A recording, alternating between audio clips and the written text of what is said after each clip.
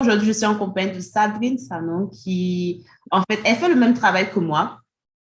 Donc, bon, pour ceux qui ont regardé mes vidéos où je parlais de mon travail, en fait, on travaille dans ce qu'on appelle commercial banking. Donc, dans le fond, c'est prêter de l'argent aux petites et moyennes entreprises. Et pour accéder à ce poste-là, en fait, il y a ce qu'on appelle un programme graduate program où pendant une année, on te forme à devenir gestionnaire de compte, en fait. Bon, j'ai fait la même chose. Sabine est en train de faire ça dans une autre banque. Et dans le fond, elle va finir le programme qui est d'une année, elle va devenir gestionnaire de compte. Donc, elle aura un portefeuille, elle aura des clients, et elle sera vraiment le point de contact, genre le middleman entre ces clients-là et sa banque. Donc, tout ce qui est relié à, par exemple, si le client veut des prêts, un prêt, par exemple, acheter des équipements, ils veulent acheter, je ne sais pas, une propriété, ils vont aller voir Sabrine et Sabrine va mettre en place un dossier de crédit et le faire approuver pour son client. Donc, c'est un peu ça. J'ai oublié quelque chose. Non, c'est ça. Ouais, c'est ça. Et du coup, c'est ça, on fait le même type de travail. Mais à côté de ça, Sabine est aussi entrepreneur. Donc, elle a deux business à côté qu'elle manage, comment on dit ça, Gère. qu'elle gère. Et moi, je trouve ça super excitant, je trouve ça passionnant, je trouve ça incroyable aussi parce que je peux dire que notre boulot, là, il est prenant. Genre, c'est un boulot, c'est pas du typique 9 à 5 là, c'est vraiment un boulot prenant, qui est stressant. Et à côté de ça, la jeune go devant moi, elle arrive quand même à gérer deux autres business à côté. Donc, c'est plus la thématique, ça va vraiment tourner autour de ça, comment elle arrive à gérer full time et deux business à côté, comment elle fait genre, les sacrifices, les concessions que ça prend, tout ça. Donc, en gros, c'est ça. Donc, je vais te laisser parler un peu de ton parcours depuis, bon, on est burkinabé toutes les deux, donc depuis le pays, pourquoi tu as choisi la finance et pourquoi tu as choisi d'aller à Winnipeg, en fait, pour faire tes études. OK. Donc, bon, comme elle a bien dit, je suis Sabrine Sanon. J'ai 22 ans, bientôt 23 ans et je vis Et au c'est un Canada. bébé! Oh! Et je vis à Winnipeg. Winnipeg, c'est une ville, en fait, dans le centre du Canada. C'est une ville dans la province du Manitoba. C'est une des provinces les plus froides du Canada, déjà. Et bon, nos températures peuvent atteindre -40 et -58 de Hey, ressenti. Seigneur! Ouais, moi, Seigneur! personnellement, Hey! personnellement, j'ai déjà vécu le -58 de ressenti là, et franchement, c'est inimaginable. Mais on vit, tout le monde vit ici, et tu vois les gens, ils sortent à -58 patiner, tu vois, Vous patinez à -58. ils ont des Slurpees dans la main, ils ont des glaces dans la main. En fait, Winnipeg, en fait, c'est vraiment la ville, en fait, le blueprint du Canada. Si tu veux voir, en fait, tu veux vivre le Canada intensement, viens à Winnipeg. Donc oui, je suis à Winnipeg. Je suis arrivée ici en 2015.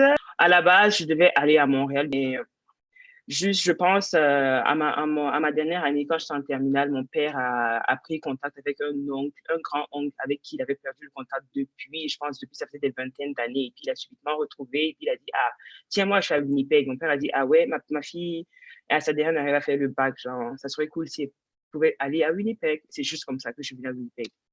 On n'a pas eu à Tonton, décider, c'est connaît ça, on connaît tonton tonton, c'est ça. Bah, j'ai oublié de dire, Winnipeg, c'est une ville anglophone et anglophone. tout. Mais il y avait une université francophone ici, dans le quartier francophone. J'ai commencé là-bas, c'est une petite université et tout. Mais bon, vu quand tu es francophone, tu viens à Winnipeg et tu veux pas étudier en anglais, d'abord tu vas là-bas. Et bah, j'ai commencé en business administration Est-ce des que tu as affaires. eu à faire une année prépa? Genre, tu vois, des fois, ils donnent des cours, une année de cours. Tu as eu à faire ça? Oui, parce que chez nous, le programme, c'est 4 ans. Et il y a forcément une année préparatoire, la première année qui s'appelle Université 1 et tout. Donc, je l'ai fait et tout. J'ai pris des cours de comptabilité, des cours de marketing, des cours de ressources humaines, Les des cours cours de de 30 finance. humains, là. Ouais. C'est ça, mais c'est vraiment la finance qui m'a le plus intéressée. Quand j'ai su que je voulais faire la finance, à ce moment, la faculté de finance dans mon université n'était pas vraiment développée. C'est des cours qu'on donnait genre une fois tous les 2 ans et tout. Donc, bon, j'ai dit, bah, moi, je ne veux pas attendre 2 ans. Mhm. Je veux pas genre, juste allonger mon parcours pour faire la finance et tout. Et il y a plein de gens, en fait, qui voulaient faire la finance, mais vu que c'est un peu difficile, ils finissaient par virer dans une autre faculté et tout, Mhm. ou aller dans l'université anglophone. Et ben, moi, j'ai dit, bah, pourquoi pas aller étudier en anglais? Surtout que quand j'ai su que je voulais faire la finance, j'ai commencé à me renseigner avec des amis comme vous, d'autres personnes et tout. J'ai vu en fait que le milieu de la finance, c'est vraiment un milieu anglophone. Et j'ai dit, bah, je ferais mieux, en fait, de continuer en anglais. Comme ça, je vais souffrir maintenant plutôt que de souffrir plus tard avec l'anglais et tout. Donc, à ma 3e année, j'ai décidé de transféré à l'université anglophone, qui est d'ailleurs la plus grande université de la ville, avec vraiment beaucoup d'opportunités de networking. Ça s'appelle comment à l'université? Ça s'appelle l'Université de Manitoba, University of Manitoba. Okay. Ouais, c'est ça. C'est la plus grande université du Manitoba et tout. Donc, bah, j'ai décidé de transférer là-bas et le cauchemar a commencé quand j'ai transféré. C'était vraiment dur, tout était en anglais. Et c'était d'autant plus dur pour moi parce que moi, j'avais toutes mes bases en français.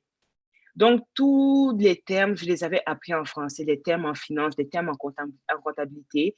Et je veux dire, transférer de la 2e année à la 3e année, c'est vraiment difficile parce que tu transfères dans des cours où tout le monde se connaît déjà parce qu'ils ont commencé depuis la première année, ils se connaissent tous.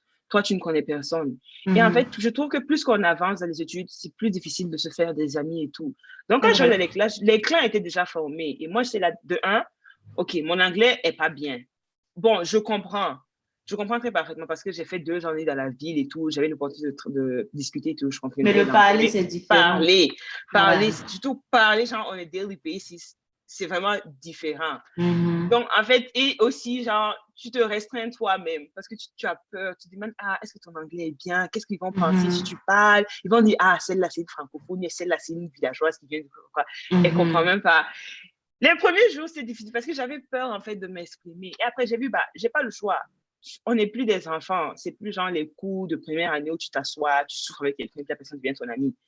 Donc, j'ai fait toute une stratégie. Je faisais genre, je partais et puis je me présentais à mes camarades de classe. Comme c'était quelque chose de formel, je dis, moi, c'est Sabrine, je viens d'arriver, je suis francophone, et là, je me débrouille en anglais, et jamais, en fait, je cherche l'opportunité d'avoir des amis, l'opportunité de travailler, de straight pratiquer.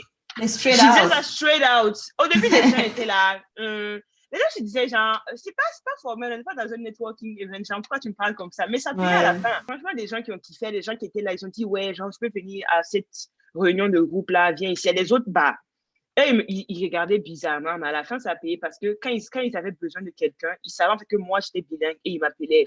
Donc, ça a vraiment payé et tout. Et je m'appelle même pendant je partais en ligne et tout, je voyais en fait quels différents clubs d'étudiants il y avait et tout, et je forçais tous les jours. En fait, mon emploi du temps, ma première année à l'université anglophone, là, c'était genre les cours et aller en fait à toutes les réunions de groupe, m'asseoir, me présenter aux gens. Je partais comme ça, je faisais des cours.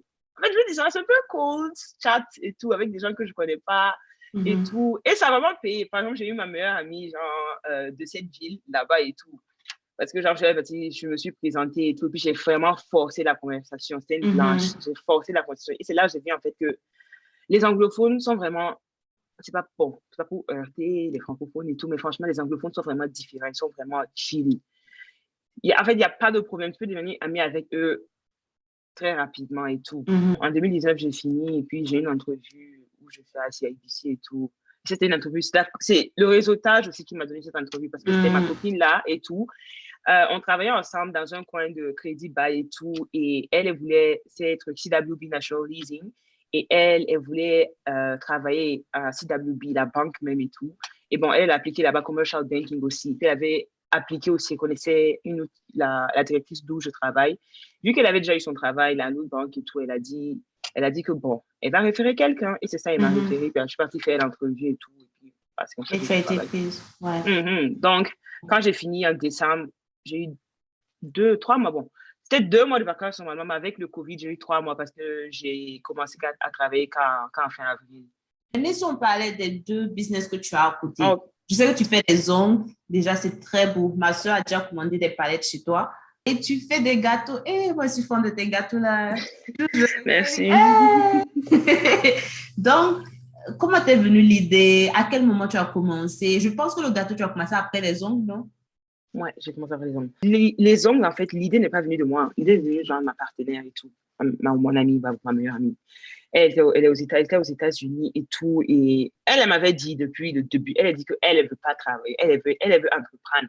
Elle dit que coûte, elle ne sait pas comment ça se passe, mais genre, Elle veut entreprendre. Donc, un beau jour, elle est venue parce que nous, on n'était pas vraiment des grandes fans d'ongles. On n'est jamais. Moi, je pense que en 4 ans, j'ai peut-être classé mes ongles que 2 fois ou 3 fois. Et ça me dérange d'avoir des ongles, en fait, tout le temps. Et je trouvais, en fait, que mes ongles s'abîmaient vraiment, vraiment quand je faisais la pose ici. Ouais. La pose est vraiment jolie. J'aime la pose et tout. Les 2 premières semaines, les 3 premières semaines, c'est super bon. Mais après, quand tu les enlèves, tes ongles se fragilisent. Moi, quand j'enlevais mes poses là, ça me prenait 1 année pour que mes ongles, en fait, retrouvent, en fait, leur santé. Elle est venue un beau jour me dire que, qu'elle a eu une idée, qu'elle a rencontré quelqu'un dans sa vie et tout, qui fait ça et tout, mais, elle n'est pas si à fond dedans. Et je pense que c'est une Américaine et tout et tout. Et c'est vraiment répandu aux États-Unis, ce genre d'anglais et tout. Elle a dit que, c'est répandu aux États-Unis, mais c'est pas répandu chez nous. Genre, pourquoi ne pas faire ça? Et d'autant plus, on sait que nos mamans, on sait qu'il y a beaucoup de gens comme nous, en fait, qui ne portent pas les ongles régulièrement et tout, mais qui aimeraient porter les ongles et tout pour un événement qu'elles pourront enlever quand elles voudront. Et donc, on a essayé, on a fait des recherches et tout. On a vu, en fait, de quoi on avait besoin. Et on a réuni le capital nécessaire et tout. Et on a commencé, on a acheté les choses et puis le matériel et puis on a commencé à s'entraîner nous-mêmes chez nous et tout. Donc, c'est ça. Et puis, on a parlé à la famille, genre. Et puis, on a vu, c'était une idée, en fait, qui allait être cool et tout. Mais bon, le problème, c'est que nous, elle est aux États-Unis, moi, je suis au Canada. Alors que notre marché cible, c'était vraiment le pays et tout. Donc, en ce moment-là, moi, je rentrais en vacances et tout. Donc, je suis rentrée en vacances. On a essayé de commercialiser les boîtes qu'on avait et tout. On a vu que ça marchait bien. Les gens kiffaient, surtout que c'était la nouveauté. Et toi, tu sais, au Burkina, la nouveauté, les gens aiment la nouveauté. C'était vraiment la nouveauté. Mais c'était dur aussi parce que c'était la nouveauté et c'était une chose que les gens ne connaissaient pas. Donc, il fallait vraiment faire un grand travail et tout pour expliquer tout ça et tout. Pour expliquer le concept parce que les gens ne comprennent pas le concept. Et si tu ne peux pas acheter quelque chose que tu ne comprends pas. Ouais, donc, ça, c'était genre tout le travail derrière et tout. Et après, quand les gens ont remis à Ouaga, les gens au Canada aussi voulaient, les gens aux États-Unis voulaient aussi, on a décidé de faire un site web, de commercialiser et tout et tout. Et après, après plusieurs années de travail et tout, au fur et à mesure que tu travailles et tout, les opportunités viennent en fait. Les gens au début, c'est dur. Bouche à oreille. C'est ça. Oui, ouais. C'est ça. Au début, c'est dur et tout. Tu te demandes si ça va marcher et tout. Mais nous, on a continué, on a juste continué. On aimait ça.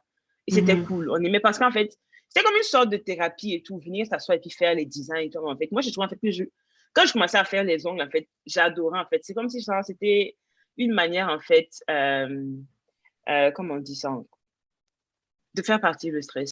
Et est-ce que les ongles sont réutilisables en fait? Oui, c'est ça. En fait, les ongles sont réutilisables et tout. C'est vraiment des ongles en fait, que tu peux porter juste pour 30 minutes. Et tu les enlèves, tu les déposes et tout. Mais tout ça. Donc, c'est vraiment ça le concept. C'est vraiment des ongles que tu peux enlever, remettre. Genre, ça ne dure pas trop. Tu n'es pas bloqué avec pendant 1 mois. Voilà. Disons que tu as mis. Exactement. Exactement. Parce que notre clientèle cible, en fait, c'est vraiment des gens qui veulent des ongles, en fait, juste pour une fois en passant. Tu mets tes ongles, tu vas à ta fête et tout. Quand tu reviens chez toi, tu enlèves, tu déposes, tu réutilises la première fois. Et par rapport au gâteau, qu'est-ce qui s'est passé pour ça? J'aimais faire les gâteaux et tout parce qu'à la maison, depuis que j'étais à Ouaga, on faisait les gâteaux et tout. Mais bon, je ne savais pas faire les gâteaux. C'est ma mère qui faisait les gâteaux et tout. Elle nous donnait les directives et tout et tout. Quand je suis venue ici, j'ai commencé à faire et ça m'a plu et tout. Et au fur et à mesure, j'ai commencé à faire. J'ai dit, moi, je fais les gâteaux simples, les gâteaux yaourt et tout, des petits gâteaux, les tartes et tout. J'ai dit, si je fais ce genre de gâteau-là, pourquoi pas faire des gros gâteaux et tout? Je dis, ceux qui font, les chefs pâtissiers qui font, les pâtisseries qui les font, là, genre, c'est pas les extraterrestres, c'est des humains comme moi. Genre, s'ils le font, moi, je peux le faire et tout. Et j'ai commencé à pratiquer, mais ça remonte à 2016, 2015, quand je suis venue, genre. Mais là, en ce moment, je faisais peut-être les gros gâteaux, je faisais peut-être 1 fois par an et tout, juste pour me prouver en fait que je pourrais faire des gâteaux et tout. Et je le faisais au fur et à mesure que les années passaient en fait. Quand je faisais en fait, je vois en fait, j'ai remarqué que mes skills s'amélioraient. En fait, tes compétences, ouais. Mes compétences s'amélioraient et tout. Et surtout, il y avait mon entourage voulait des gâteaux. Il me disait, tu fais de jolis gâteaux, fais des gâteaux. En ce moment, je ne fais pas mes gâteaux jolis, en fait, pour être honnête et tout. Mais les gens disaient, fais des gâteaux, donc je faisais. mes amis ont commencé à reprendre le mot dans la ville et tout, que ouais, je fais des gâteaux, je fais des gâteaux. Moi, j'étais super stressée. J'ai dit, ah, je fais des gâteaux, mais vu que j'avais déjà expérimenté la vente avec les clients, avec Tchènia, en fait, je savais en fait que faire quelque chose pour toi et tous tes amis et faire quelque chose en fait pour le public, c'est vraiment différent et tout. C'est un mindset totalement différent et tout. Et bah, je me suis dit, je vais commencer avec les amis et tout. Donc, bah, les amis passaient les commandes et tout jusqu'à fin 2019 et tout. C'était juste les commandes des amis et tout. Et début 2020, j'ai eu ma première commande, en fait, d'une personne que je ne connaissais pas et tout. C'était quelqu'un qui avait été référé à moi. Et bon, j'avais même peur de prendre la commande et tout parce que j'étais là, oh, en fait, j'aime pas travailler avec le stress. Parce que je suis quelqu'un qui stresse vraiment beaucoup. Ouh là là, je stresse vraiment beaucoup. Et j'aime pas travailler avec le stress. Surtout quand c'est des trucs comme ça, les gâteaux, les trucs en fait qui demandent de la créativité. Et puis moi, en fait, mon goal, en fait, moi, je veux faire ce qui me plaît. Et c'est ça mon problème avec les clients. Moi, j'aime faire, genre, je veux te dire, en fait, donne-moi ton argent, moi, je vais faire ce que je veux. Genre, je prends ton argent pour faire ce que je veux et tout. Et ça me stressait. Genre, je dis, ah, j'aime pas quand les gens, bon, ça me dérange plus maintenant, mais en ce moment, j'aimais pas parce qu'en fait, je me trouvais pas assez à la hauteur et tout. Donc, j'avais peur quand les gens venaient me donner des designs, en fait. Un design totalement nouveau que j'avais jamais fait et tout. Mais bon, celle est venue, puis elle voulait un design que j'avais déjà fait. Bah, j'ai décidé de prendre sa commande. Elle a aimé et elle m'a référé à toute sa famille. Ça, c'était, je pense, c'était au début, en 2020 et tout. Et après ça, j'ai plus fait de commande et tout parce que bah, c'était juste au même standing, la famille, connaissance et tout. Et la même femme m'est revenue en mid-2020. Bon, je pense, yeah.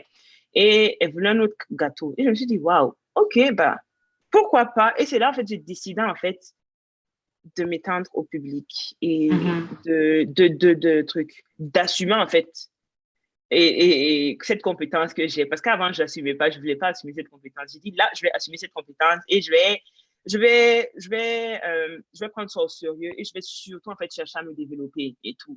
Et bah, et il n'y a aucun meilleur moyen de se développer qu'en prenant des commandes et tout. Et bah, c'est comme ça que j'ai commencé à prendre ces commandes. Et dès lors où j'ai commencé à prendre les commandes, en fait, sérieusement, les commandes ont commencé à venir en même temps. Parce qu'en fait, et après, plus tard, en fait, j'ai su, en fait, que les gens voulaient commander, mais ils ne savaient pas, en fait, si j'allais prendre leur commande ou pas. C'est pas si je faisais vraiment, en fait, mais les gens étaient là. Donc, en fait, le marché était déjà là. Ils n'attendaient que moi, en fait. Et en fait, dès que j'ai commencé à prendre sérieusement, les commandes ont commencé à venir en même temps. Et bah, au début, en fait, j'étais toujours dans le déni aussi. J'ai dit, ah, peut-être ils commandent, mais c'est pas vraiment sérieux et tout. Et bah, j'ai commencé à faire et faire et faire et faire. Et puis, bon, les gens m'ont dit, genre, crée une page et tout. Et tant parce que les gens aimaient vraiment mes gâteaux. Ils ont dit, genre, quand ils aiment, et ils aimaient, et c'est parce qu'ils aimaient, en fait, me dire que non, eux, ils aiment un truc comme ça, là. Eux, ils veulent, en fait, que les autres découvrent, en fait. Parce que, aussi, genre, dans ma ville, c'est une ville anglophone. Donc, le style de gâteau, c'est vraiment anglophone, tu vois, plein de sucre, plein de crème au beurre sucré à fond et tout. Et bah, nous on n'aime pas ça. Et je sais, en fait, mes clients n'aiment pas ça aussi. Mes clientes et clientes n'aiment pas ça et tout. Et vu que moi, j'ai décidé, en fait, de me différencier, de ne pas offrir des gâteaux comme ça. J'offre des gâteaux qui sont nettement moins sucrés et tout, et moins lourds, moins gras et tout. Et c'est ça qui a fait la différence et tout. Et là, quand les gens découvrent, là, ils veulent que leur connaissance découvre aussi. Et j'ai décidé de faire ma page, d'ouvrir ma page en août 2020, oui, en août 2020 et tout. Et ça, c'est juste parce que tout le monde m'avait dit d'ouvrir, mais j'étais là, je ne veux pas ouvrir, je ne veux pas ouvrir. Ah, j'aime ta page. Non, franchement, j'aime beaucoup ta Merci. page. Des fois, je vais regarder. Des fois, moi, si je montre, je dis, hé, venez voir. Merci. Ouais, j'ai montré ta page à beaucoup de gens quand même. Merci beaucoup. Mais tu prends les commandes à quelle fréquence? Genre une fois par semaine, une fois chaque 2 semaines, ça se passe comment? C'est vraiment varié. C'est vraiment varié et tout. Au début, quand j'avais ma page et tout, là, je prenais les commandes. En fait, dès que j'avais une commande, je les prenais et tout. Il fallait juste, en fait, me prévenir minimum 2 semaines à l'avance. Je prenais. Donc, je pouvais m'avoir avec 3 commandes par semaine. Tu vois, c'est l'entrepreneuriat. C'est pas vraiment quelque chose de stable et tout. C'est pour ça, en fait, moi, je dis, bah, ceux qui veulent croire aveuglément dans l'entrepreneuriat, bah, les débuts sont pas vraiment roses. Tu peux avoir 10 commandes en une semaine. Les 2 prochaines semaines, tu vas avoir 0 commande. Il n'y a rien. Ouais. Comment tu fais? Comment tu fais? Donc, bah, c'était ça. Je prenais les commandes. Il fallait juste, en fait, me donner beaucoup de temps pour les commandes. Sinon, il n'y avait pas de problème. Donc, ça commençait à faire 3 commandes par semaine. Demain, j'avais 5 commandes par semaine. Et je rappelle, en décembre, J'ai eu une semaine, j'avais 15 commandes. Ouais. De l'aide, quelqu'un vient t'aider? Non? Oui. Ma soeur était partie en vacances. C'est tombé sur la période, ma soeur était partie en vacances et tout. Et bon, à qui la faute? C'est moi, j'ai dit que je pourrais prendre toutes ces commandes parce que c'est ça aussi. Un de mes défauts, qui est une de mes qualités aussi, genre, j'aime me surpasser et j'aime dire, ouais, moi, je peux faire tout ça. Mais c'était bien et tout. Et j'avais des congés et tout au travail. Genre, c'était des congés. Ah, tu as pris congé. Ah, c'est pas un... C'est ça, mais tous les congés, en fait, sont allés, en fait, dans le travail. Et maintenant, je regrette, en fait, d'avoir fait ça. Parce que je voulais juste me reposer. Et genre, je suis arrivée à peut-être, genre, j'ai fait 15 commandes par semaine, en fait, 2 semaines consécutives et tout. Et c'est là, ça, c'était genre les dernières semaines de décembre. Et après ça, j'ai dit plus jamais, en fait. Plus jamais. Et quand tu fais 15 commandes par semaine, tu peux pas facilement repartir à 0 commande. Parce que ces 15 commandes-là, c'est-à-dire, en fait, ça, tu as touché, en fait, ces 15 commandes t'ont aidé peut-être à toucher 50 nouvelles personnes. Et ces 50 nouvelles personnes vont venir chez toi pour dire qu'ils veulent commander maintenant. Et là, en fait, c'était là le plus difficile. Bon, je vais mettre une pause et expliquer comment je fais avant de revenir à cette partie et tout. Parce que ça, c'est vraiment la partie la plus importante, je trouve, et tout. Je démystifie l'entrepreneuriat. Et bon, donc, je travaille. J'ai commencé à travailler en mars, je pense, en mars-avril 2020. Et en ce moment, on avait... Tiens, mon activité donc avait saisi une opportunité. Les ongles pendant le confinement. Pendant le confinement, c'est quand tu es confiné, quand tout est fermé, c'est qu'il n'y a pas de salon. Parce que les salons, en fait, sont les lieux les plus dangereux, on veut dire, pour la santé et tout, par rapport à la propagation du virus. Donc, tout était fermé et tout. Et les gens n'avaient nulle part où faire les ongles. On a saisi cette opportunité. Non, on a eu vraiment c'était vraiment bien. C'est un boom et tout. Et moi, je venais de commencer. Bon, j'avais pas encore commencé le travail quand tout ça avait commencé, mais quand le travail a commencé à me trouver avec des commandes interminables d'ongles à faire. Et les commandes, en fait, c'est vraiment lassant parce que c'était minimum 2 heures par set. Donc, je devais travailler. Oh my God, je devais travailler. Au début, c'était simple et tout parce que c'était la formation, tu vois. Les formations, les trainings, genre. Donc, dès que je finissais, en fait, dès que je fermais mon laptop, en fait, je suivais sur mon desk pour faire les ongles. Et ça, c'était genre 1 heure, minuit, 1 heure. Et je dors en même temps. Je me réveille encore. Travail, on. C'est juste, en fait, travail, on, en fait. Et là, maintenant, quand j'ai dû intégrer les gâteaux, c'est toute une histoire. Ouais. C'était travail, on, gâteau. Travail, on, gâteau. Travail, on, gâteau. En fait, là, maintenant que j'y pense, en fait, je ne sais même pas comment je faisais et tout. Donc, ça fait que, genre, je me réveille 30 minutes avant mon travail. Soit, en fait, je me réveille juste avant mon travail. Et puis, genre, je fais tout vite, je vais m'asseoir sur mon desk. Dès que je finis, je fais les gâteaux. Vu que j'ai beaucoup de lead time entre les gâteaux, entre les allées au frigo et les allers-retours au frigo et tout. Donc, quand je mets mon gâteau au frigo, je switch. Je pars faire des ongles. Et après, je dois tout laver. Je dois laver mes mains, changer d'habit et tout parce que ça ne doit pas se toucher. Je reviens encore, je fais les gâteaux. Et là, maintenant, je dormais à 2 heures, 3 heures. Et là, je me réveille encore un truc. Donc, ça fait en fait, j'ai développé de l'insomnie. C'est-à-dire que je ne peux pas dormir plus de 5 heures par jour. Genre, je me suis habituée à ça. Tu as habitué ton corps à ça, ouais. Je sortais rarement et tout. Donc, bon. C'est vraiment difficile. Au début, tu penses que c'est OK parce que tu es dans la hype. Ouais, je suis, comment dire ça en brésil? Je suis occupée. Tu es occupée. Ouais, boss life. Je suis occupée. Tout ça et tout. Moi, j'ai commencé à dire, mais attends.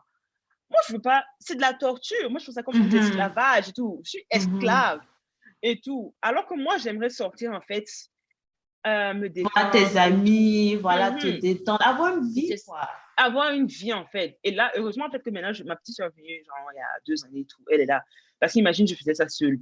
Je faisais ça seule. Elle, au moins, elle me tient compagnie et tout. Je parle avec elle et tout. Mais au début, quand je faisais les ongles et quand elle n'était pas là, je faisais les ongles, en fait, toute la nuit. Je suis la seule, je parlais avec ma partenaire et tout, mais à part ça, c'est ça. C'est juste notre affaire du temps et tout. Et bon, à un moment, en fait, j'ai commencé à réaliser, j'ai dit, attends, ça, c'est pas vraiment viable et tout. Non, ouais, sur le long terme, c'est chaud. C'est chaud. Et j'ai dit, il faut que je essaie de faire quelque chose et tout. Et c'est là, j'ai dit, je vais commencer à diminuer le nombre de commandes que je prends. Genre, tu dois savoir, en fait, quelle est la chose la plus importante. C'est vrai que c'est cool de faire les gâteaux. Et aussi, ça me rapporte de l'argent et tout. Mais entre le gâteau et la finance, genre, il n'y a pas mal de choix. si je devais choisir quelque chose, ça devait être genre la finance. Parce que je sais que, bon, actuellement, à vrai dire, je n'ai pas un goal de devenir pâtissière dans le futur, tu vois. Et moi, je sais en fait que dans le futur, c'est la finance que je veux faire et tout. Et le pire, j'avais trouvé en fait que genre, je devenais trop déconcentrée en fait. Parce que quand j'ai une commande à faire le soir, je ne peux pas m'empêcher en fait à penser D'y à ça et penser, tout. comment tu D'y vas penser. faire, comment... C'est ça. Ouais, ouais, Donc, je tu es au comprends. travail et tu penses à ça. À tes Et gâteaux. à tes gâteaux et tout. Ouais. Tu penses à faire un design parce que moi, c'est chaud. Mon but, en fait, c'est de faire des designs vraiment abstraits, des designs créatifs, des designs très compliqués. Donc, en fait, tout, en fait, je pense, en fait, à comment faire ça, et ça me stresse. Et je suis là, au boulot, au lieu de faire, travailler sur mes spreadsheets, je vais penser à mes gâteaux. Et bon, j'ai dit, en fait, ça trouvait, regarde, je suis là comme ça, hein, je vais taper une formule, et puis je vais dire, est-ce que l'idée de gâteau là m'est bien? Je dis un truc comme ça. Je dis, est-ce que l'idée de gâteau là m'est bien? Au lieu de travailler, je dis, est-ce que l'idée de gâteau là m'est bien? Et puis, moi, je trouve, en fait, ça prenait la place. Et, Oui, oui. et c'est vrai, en fait, que je ne le faisais pas en même temps. Je ne prenais pas mon travail pour travailler sur les gâteaux, mais je ressentais la fatigue. Parce qu'en fait, Évidemment. au lieu de finir le travail puis juste me relaxer, moi, je finis le travail. En fait, dès que je finis le travail, je pars en fait, dans la cuisine commencer les gâteaux. C'est-à-dire, en fait, j'ai zéro temps de repos. Et au fur et à mesure, en fait, j'ai constaté que même au travail, j'étais fatiguée et tout. Je prenais plus de temps pour faire mes choses et tout. Et puis, j'ai dit, bah, là, ça, c'est pas bien parce que, genre, Ça faut pas, en commence fait, à que ça se remarque. affecter, ouais, ton Mhm. main, ton main. C'est ça, exactement. Et dès que j'ai remarqué ça, j'ai dit, bah, il faut que je trouve une solution et tout. Il faut que je prenne des Moins de décisions, commandes. moins de commandes. Et c'est là, en janvier, j'ai décidé de prendre moins de commandes. J'ai dit, bah, et le jour où je suis sortie de dire que je prends moins de commandes, oh, dans mes DM, c'était la folie. Les gens étaient là, Eh, comment ça? les gens ne savent pas que tu as un boulot full-time. Je dis ça, en fait, les gens s'en foutent. Ouais, Je les gens dis, s'en en fait, foutent. souvent, là, les gens m'agressent dans les DM. Les gens me truquent, genre, comment si je peux prendre ma commande? Et comment... Je suis là, attends, quand même, je suis une personne. Donc, bah, quand j'ai dit, bah, ce que j'ai pensé à quelque chose. J'ai dit, bah, au lieu de drastiquement sortir et dire que je ne vais pas prendre commande, j'ai juste dit, en fait, là, je vais prendre moins de commandes. Et donc, en fait, pour ne pas être, pour ne pas être désagréablement surpris, venez commander plus tôt. Donc là, maintenant, au lieu de deux semaines à l'avance, et c'était des trucs de 1 mois à l'avance, 2 mois à l'avance, 3 mois à l'avance. Là, je disais, viens commander. C'était en janvier, je prends les commandes jusqu'en mai. Donc, si tu sais que tu as déjà une date en mai et tu veux quelque chose, viens déjà placer ta commande. Comme ça, c'est sûr, en fait, tu ne seras pas désagréablement surprise et tout. Donc, c'est comme ça, les gens qui ne sont pas têtus, qui sont venus placer leurs commandes et tout. Il y a des gens, bah, il y a toujours des gens comme ça, genre, qui ne venaient pas placer leurs commandes Dernière et tout. minute, ouais. Dernière minute. Et là, en fait, là, et bon, je prenais les commandes et tout, mais je me disais, bah, ça va, c'est pas si sérieux que ça. Donc, j'ajoutais les commandes et tout. Parce qu'en fait, il y a une autre chose. Quand je suis assise comme ça, là, je rêve de faire des gâteaux. Je pense à faire des gâteaux. En fait, quand je fais pas de gâteaux, j'ai envie de faire des gâteaux, en fait. C'est ça le problème aussi. J'ai envie de faire des gâteaux. Donc, au début, en fait, c'était pas facile. Quand tu viens me dire que tu veux une commande, tu veux placer une commande, et moi, j'ai pas de commande pour ta date et tout. Donc, je suis libre et tout. Normalement, je ne devais pas prendre ta commande parce que j'ai dit que j'allais diminuer le nombre de commandes que je prends. Mais je pense à l'opportunité de faire un gâteau. Et je prends la commande. Donc, en fait, c'est-à-dire que je n'ai même pas respecté. Genre, le premier mois, janvier, j'ai pris autant de commandes que j'ai pris que le mois le mois précédent et tout. Donc, bon, j'ai dit, bon, OK, janvier, c'est passé. Février, on va essayer de changer ça. J'ai dit, d'accord, février, je fais toutes les commandes et tout. J'ai eu une idée de faire un gâteau, de faire genre, de faire un produit, d'offrir un produit pour la Saint-Valentin. J'ai dit, bah, venez prendre des commandes. Je me suis retrouvée à prendre genre un truc d'une vingtaine de commandes. Damn. Donc, février aussi est ruiné parce que j'ai pas pu, en fait, j'ai pas pu me tenir à ce que ce que je voulais faire et tout. Et là, en fait, il y a eu vraiment un déclic. J'ai fait une crise de fatigue générale. Je pouvais plus rien faire. J'étais fatiguée, Ça, c'était genre. quand? Ma première crise, c'était en Mars? janvier. En janvier? Ma première crise, c'était en janvier. Et je continuais à prendre les commandes. Fin février, c'était le déclic. Genre, c'était extrêmement fatigué. Tu vois, fatigué au point où ton cerveau ne peut même pas réfléchir. C'est-à-dire que quand je venais au travail, là, je me débattais, en fait, pour travailler parce que tu es tellement fatigué. J'avais juste tout le temps envie de dormir et tout. J'étais fatiguée. En fait, je voulais plus rien faire et tout. Et là, bah, je prends moins de commandes. Maintenant, Ouais. là, c'est peut-être une commande toutes les 2 semaines et tout, ou bien 3 commandes occasionnellement, parce que je dois toujours, en fait, respecter les commandes que j'ai prises parce que depuis janvier, je commande jusqu'à mai, juin, donc je dois respecter. Mais là, j'ai vraiment réduit drastiquement. Et franchement, je ne pense même pas en fait que je vais retourner en arrière. Quand tu dis ça aux gens, les gens ne comprennent pas ça. Les gens ne comprennent pas forcément. Surtout les adeptes de l'entrepreneuriat. Ils vont dire, comment ça? Genre, moi, tu dis, ouais, t'es paresseuse et tout. Non, t'es paresseuse, t'as une opportunité de faire de l'entrepreneuriat. Comment ça, tu veux laisser tomber? Comment ça, tu veux truc? En fait, c'est là, moi, j'ai dit, en fait, je veux démystifier tout ça, en fait. L'entrepreneuriat, c'est pas la fin du monde et tout. Donc, bah, à un moment, genre, chacun vit sa propre expérience, chacun vit sa propre vie. Genre, chacun fait, en fait, chacun prend les décisions par rapport, en fait, à ce qu'il traverse et tout. Et moi, je prends ces décisions. C'est vraiment des décisions justifiées par rapport à ce qui se passe dans ma vie et tout. Mais les gens vont dire des trucs du genre, ouais, toi, t'es juste paresseuse. L'entrepreneuriat, c'est le truc à faire, c'est le truc de l'avenir et tout, et tout. Et souvent, quand tu écoutes ces gens-là, en fait, là, tu peux douter, en fait. Tu peux te dire, moi, j'ai commencé à penser que j'étais juste paresseuse, en fait. Tu dis, attends, c'est pas impossible. J'étais là, je me disais, bah, il y a des gens qui font ça dans leur vie, il y a des gens qui ont 2 business, qui ont 3 business et tout. Il y a des gens, genre, pourquoi moi, je peux pas faire ça et tout? Pourquoi, en fait, c'est trop facile de vouloir juste diminuer et tout. Et tout. Moi, j'ai dit, attends. J'ai dit, de toute façon, moi, je sais pas ce que les autres vivent dans leur vie. Moi, je sais que je suis fatiguée.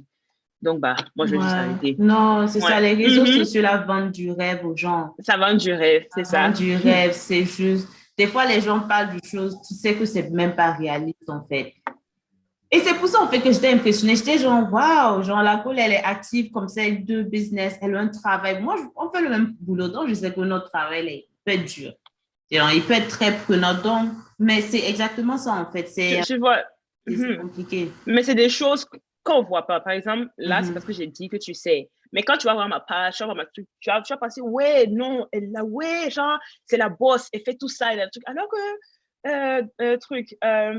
dans les coulisses, c'est pas la vraie vie. Dans les coulisses, je suis fatiguée. Non, en fait, je suis fatiguée, je suis truc. Franchement, c'est ce que moi, je tiens à montrer. Je sais même, genre, je suis sur Twitter et tout, je tweet, genre, moi, je veux démystifier. Parce que en fait, parce que s'il y a une chose que moi, je déteste le plus dans le monde, c'est vendre le rêve. Je n'aime pas du tout ça. Genre, je suis quelqu'un, en fait, moi, quand je fais sur les réseaux sociaux, là, moi, je me laisse pas berner, en fait, par les choses et tout. Parce que moi, j'ai ma propre vision des choses. Et ça me fait pitié quand les gens se laissent, en fait, berner par tous les vendeurs de rêve. Juste le côté glamour. Le côté glamour, ce qui se passe. C'est pas ça dans la vie. C'est chaud. C'est ça, il y a toujours des compromis à faire. Genre, moi, mes compromis, c'était genre. Et la chose la plus importante que j'ai sacrifiée, c'était mon sommeil. C'est la chose la plus importante. Je sais qu'on en a parlé en plus quand en temps t'intéressait. Sabrine dit qu'elle aime trop son sommeil. En temps, on dit les gars dorment pas beaucoup. C'est ça. Non, en fait, c'est ça que j'ai vu. Et là, j'ai vu. En fait, non, en fait, genre, et là, maintenant, ça fait que, genre, en fait, ça t'impacte vraiment. Et au début, tu ne sais pas, en fait, que ça t'impacte. Moi, quand j'ai su, en fait, que c'était le sommeil. C'est l'adrénaline, le fait que tu vois ton business qui réussit, les gens qui te donnent. C'est ça. Et puis, il y a une certaine fierté de dire, je suis tellement occupée que je dors juste 5-6 heures par jour. Moi, je suis occupée.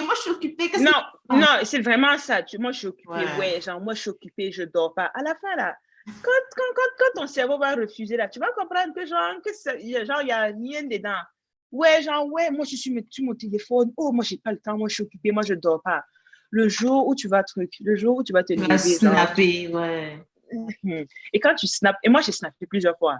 Moi, je suis têtue, en fait. Ça, mon problème. Moi, j'ai snappé plusieurs fois. J'ai fait genre, il y a un terme scientifique spécial pour ça. J'ai oublié le terme. C'est quand, en fait, quand ton cerveau, quand ton mental, en fait, refuse, en fait, de suivre ton physique. Tu es là, tu ressens aucune fatigue physiquement, tu ressens rien physiquement, mais ta tête ne veut juste pas raisonner. Tu es assise, tu n'as rien, hein, tu ne ressens rien, mais tu peux même pas réfléchir. Même 1 plus 1, souvent 1 plus 1, je sais même pas, mon cerveau ne peut même pas réfléchir, me donner la réponse. Même les trucs basiques, genre, il y a des périodes où je peux même pas réfléchir. Il y a des périodes, et ça, c'est m'est déjà arrivé pendant le travail. Et en fait, je réfléchissais à comment à comment faire un travail sans devoir réfléchir, parce que mon cerveau ne pouvait pas réfléchir. Hmm. Donc, en fait, non, c'était vraiment intense et tout. Et c'est ça que j'ai dit, en fait, là, C'est franchement, bon. c'est ça. Et le problème, le truc, bon, moi, c'est mon problème à moi. Je sais pas si les gens sont comme ça. Je suis pas très organisée. Donc, j'ai tout ça, mais je suis pas la plus organisée au monde. Je suis très loin d'être organisée. C'est juste que je fais ça. C'est juste, en fait, que, comment on dit ça? J'ai la volonté. C'est juste, moi, c'est la volonté, la motivation qui m'aide et tout. Ça Hmm. prime surtout, en fait, chez moi. Parce que je suis pas si motivée que ça. Je suis pas si disciplinée que ça, mais j'arrive à faire tout ça parce qu'en fait, j'ai la motivation. C'est Ouais. ça. Et c'est Et important. bon, Et c'est moi aussi, ce que important. tu fais, tu aimes beaucoup. Tu aimes faire les gâteaux. Oui, c'est Tu ça. m'as dit aussi, les ongles, là, c'est un peu une thérapie C'est ça, tout ça, c'est une et thérapie. Quand tu as tout. quelque chose en dehors du travail, en fait, que tu sens en fait, l'importance de quelque chose d'autre et tout. Parce qu'en Mhm. fait, tu fais le travail où tu es stressé. Et puis bon, Mhm. en fait, moi, je trouve, en fait, OK, moi, je fais les gâteaux, je fais les ongles, je deal avec les clients, mais c'est pas la même intensité que ce C'est pas que la j'ai au même travail. énergie. C'est pas la C'est pas même la même énergie. énergie. C'est pas la même chose. C'est pas la même énergie. Et genre, c'est comme en fait, quand tu travailles, c'est comme si tu sens que tu n'as pas le droit à l'erreur et tout. En fait, le travail, c'est le plus gros stresseur, tu vois. Et en fait, c'est important d'avoir des choses qui t'aident à faire partie de ce stress-là en dehors du travail. Et c'est pour ça que j'aime ce que je fais en dehors du travail. Tu as amassé combien de sofas avec les gâteaux et les ongles? Bon, disons les gâteaux même seulement. Tu as amassé combien de sofas? Le chiffre d'affaires, depuis que j'ai commencé, je pense peut-être ça doit avoisiner les 5 000 $. 5 000 $. Ouais, Alors que tu as commencé juste en août. ouais. Et les équipements ici ne dépassent pas 500 $. Ah non, ça c'est quelque chose qui est très truc. Ça, c'est quelque chose qui est sous-côté. Les équipements coûtent extrêmement cher. Les équipements de pâtisserie là. Ça coûte extrêmement cher. Je crois que j'ai dû dépenser tout de 3 000 $ dans les équipements. Mmh. Les dépenses que j'ai fait et les revenus que j'ai eus ont remboursé, m'ont fait arriver à un break-even point, genre, OK, zéro Mhm. maintenant.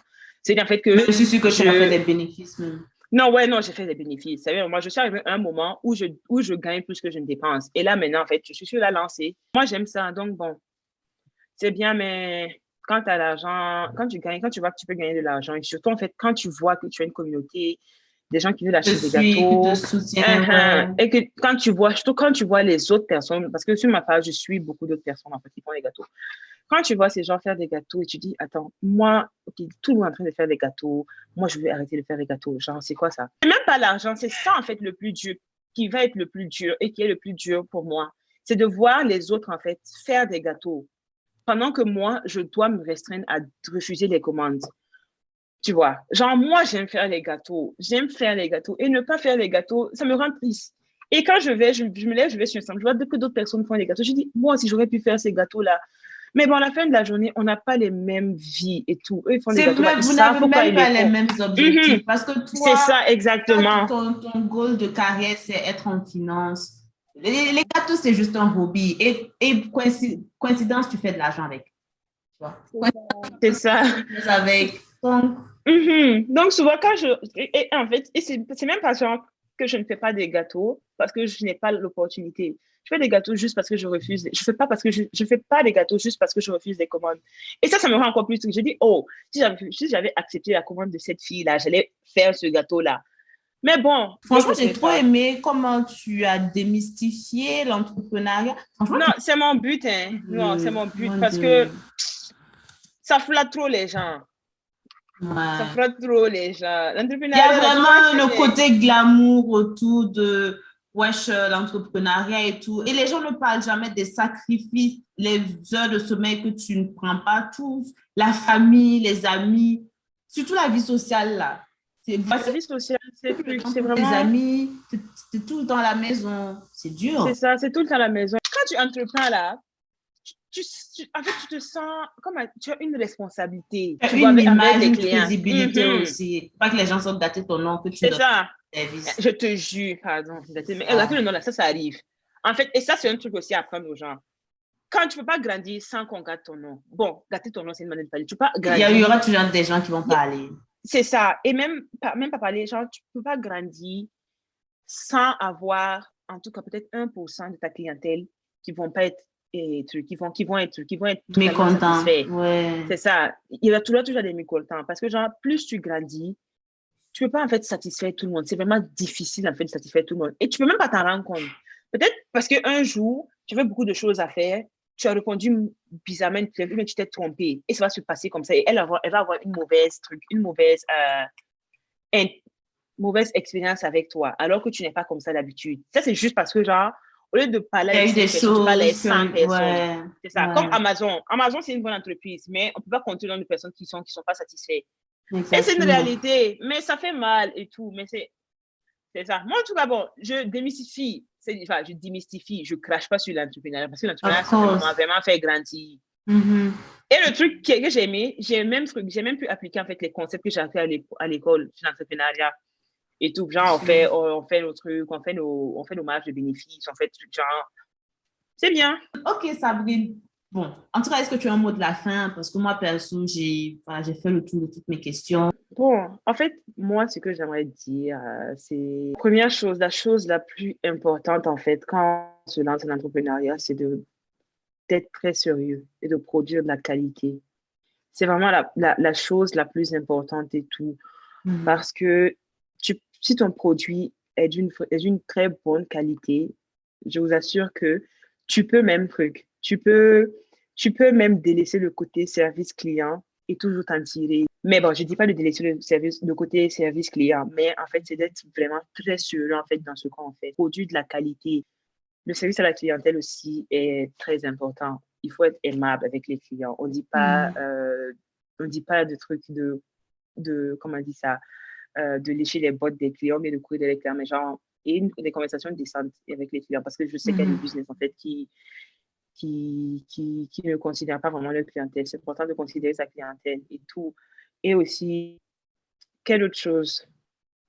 C'est important, le côté dont on parle pas la plupart du temps, c'est important, en fait, de bien gérer ses finances, de savoir, en fait, ce qu'on dépense vraiment, Mhm. quels sont vraiment nos coûts et quelle est vraiment notre marge de bénéfice. Parce que sans ça, on ne Mhm. pourra jamais avancer et tout. Tu pourras jamais, tu seras juste en fait en train de gagner de petites sommes. Bon, tu seras juste un gain petit.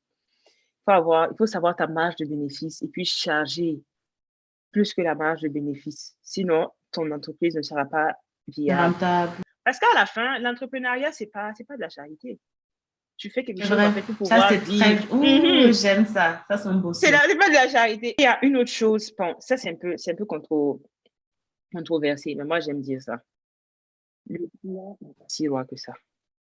Et quand je parle du client, je parle surtout du client potentiel, parce que le client que tu as déjà, ton client actuel, lui, il est ton roi. Tu dois tout faire pour le satisfaire. Mais le client potentiel n'est pas un roi.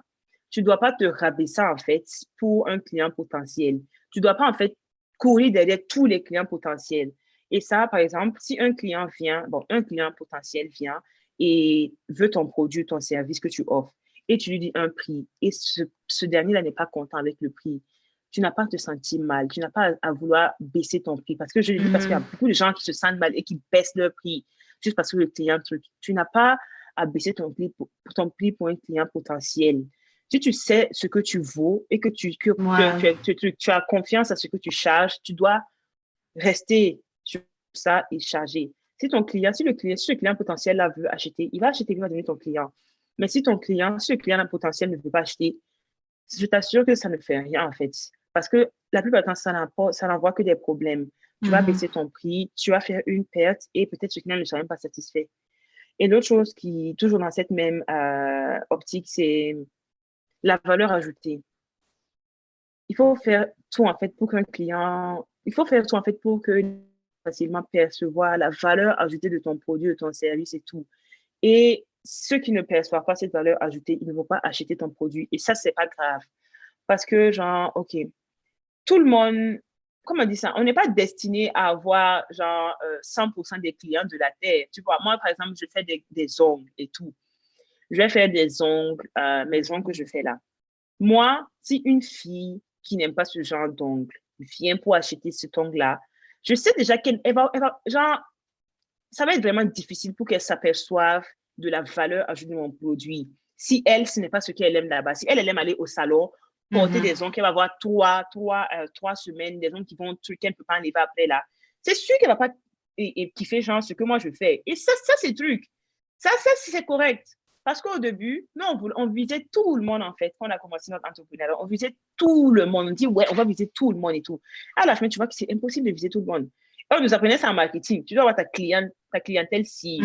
Tu ne peux pas aller chez quelqu'un, comme par exemple, tu ne peux pas aller chez quelqu'un qui a horreur des ongles et puis dire que tu vas lui vendre tes ongles. Cette personne-là va juste, en fait, limite, elle va t'insulter même. Donc, en fait, c'est important en entrepreneuriat d'avoir une clientèle cible. Ça, c'est extrêmement important. Parce que si tu prends le temps de faire une étude, de savoir c'est savoir c'est qui ton public visé. Parce que si tu t'étales partout, tu ne vas truc en fait. Tu vas mettre tes efforts sur toi à la fin, tu vas pas avoir de retour.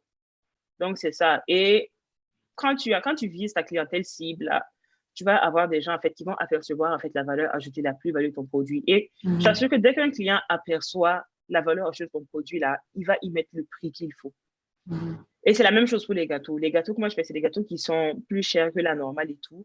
Mais le prix en fait d'un gâteau customisé, d'un gâteau genre fait à la demande, fait pour toi en fait, ça vient avec un premium, un prix. Et tant que tu n'aperçois pas cette valeur ajoutée là, tu ne vas jamais en fait vouloir mettre ton argent dedans. Et ça, c'est correct aussi. Ça, c'est correct. C'est normal. Il n'y a pas à s'offusquer ou se sentir mal par rapport à ça. C'est ça. Et je pense que mon dernier point sera truc. Les gens ont le droit de ne pas vouloir ton produit. C'est correct parce que toi-même, genre, tu ne sais pas tous les produits qu'on offre dans le monde là que tu veux. Ouais. Ça, c'est difficile. Je parle en tant qu'entrepreneur parce que quand tu commences là, quand tu vends quelque chose à quelqu'un, quand tu veux vendre quelque chose à quelqu'un, puis la personne ne veut pas là, ça te fait mal. Tu dis, mais pourquoi cette personne ne veut pas mon produit? Mais en même temps, pense, est-ce que toi, par exemple, tu as tous les produits du monde? Parce que, genre, c'est pas tous les produits du monde qui t'intéressent. Donc, pourquoi cette personne-là n'a pas le droit, en fait, de ne pas être intéressée par ton produit? Ça, c'est quelque chose, en fait, dès que tu commences à penser comme ça, tout va aller bien. Tu es là, tu vends des choses, tu te dis, mais attends, personne ne veut ton produit, tout le monde s'en fout et tout, mais toi aussi, il faut penser avec que toi aussi, tu t'es en foutu de quelqu'un d'autre. C'est ça. C'est la même chose aussi quand on dit que genre, les gens ne me soutiennent pas. Tu vas te lever et dire, oh, mon ami ne me soutient pas. Et celui-là ne me soutient pas. Est-ce que toi, tu t'es déjà assise, pensé à tous les gens que tu as soutenus? Est-ce que tu as soutenu tous tes amis dans ton entourage? Tu n'as pas soutenu tous tes amis. Le problème, ce n'est même pas une affaire de soutien, c'est une affaire de est-ce que le produit que je vends intéresse mon ami? C'est ça, c'est ça. C'est tellement injuste quand les gens parlent. Je ne voudrais pas te soutenir si ton produit ne m'intéresse pas. Pourquoi tu veux me forcer? Pourquoi tu veux me faire passer pour la méchante personne? Parce que tu vends des trucs qui ne m'intéressent pas. Je vais payer pour faire quoi?